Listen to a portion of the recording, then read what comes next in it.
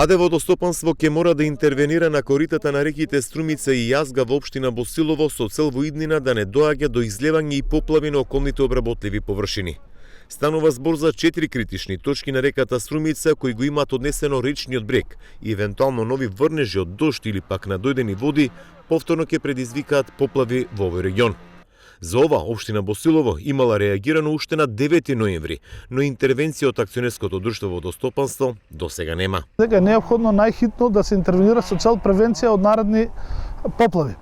Морам да кажем дека уште на 9 ноември како општина реагиравме до сите надлежни институции да се дејства превентивно и да се чистат речните корита. Секојдневно сме во координација со Центарот за управување и кризи, беше од наша страна побарана интервенција од нивна страна и затоа денес излеговме повторно на терен заеднички да ги утврдиме наредните чекори со цел да дејствуваме да спречиме нови кризи и нови поплави на теренот.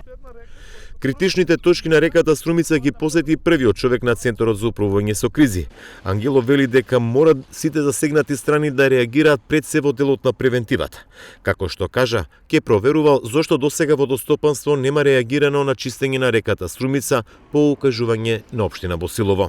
Како Центар за управување со кризи ќе ги контактираме сите надлежни субјекти во системот за управување со кризи и од нив ќе побараме да излезат во пресред за да не ни се повтори оваа поплава, бидејќи како што предупредивме пред неколку месеци, предупредувањето и понатаму важи опасноста од поплави останува и понатаму, можноста за обилни врнежи од дожд останува исто така и во следниот период и топењето на снег знаат да донесат одеднаш голема количина на вода која што го пробива речното корито, како што може да се види овде, и потоа водата да се излее во околните ниви, во околното обработливо земјиште.